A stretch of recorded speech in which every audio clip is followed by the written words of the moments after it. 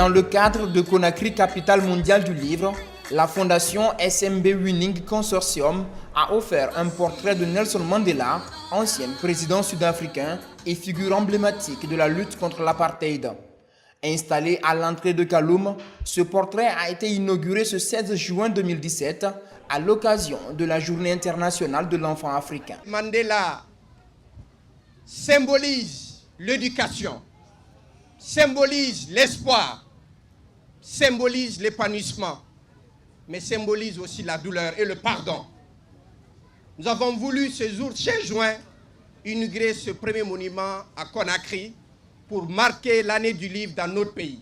Ce monument de 2 tonnes vient rappeler le combat de Nelson Mandela pour l'égalité et le droit à l'éducation des enfants. I believe that the statue of Madiba in Conakry epitomizes the South African struggle and indeed the struggle for freedom from colonialism and apartheid throughout Africa.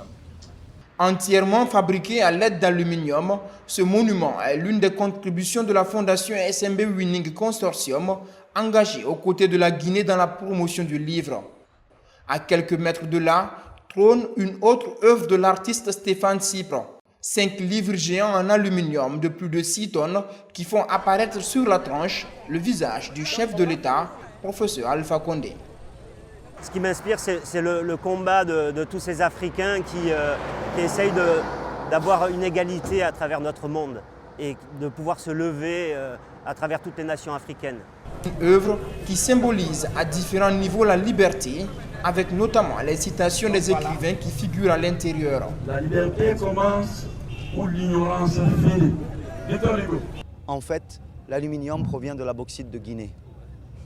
Donc si vous voulez, une matière qui est de la terre, avec la technique et la technologie, on la transforme, ça devient un métal. Et avec ce métal, on peut créer des industries, mais on peut, et c'est le stade ultime, l'accomplissement ultime de l'homme, créer une œuvre d'art, c'est-à-dire dépasser soi-même et créer quelque chose qui donne de l'émotion et qui donne de l'espoir. Alors de l'émotion par la technique et de l'espoir par le message.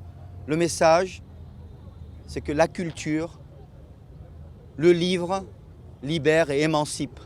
À côté de cette œuvre, un point de lecture devrait être implanté pour encourager les jeunes à la lecture et faire de cet espace un lieu attractif et de rencontre pour la jeunesse guinéenne.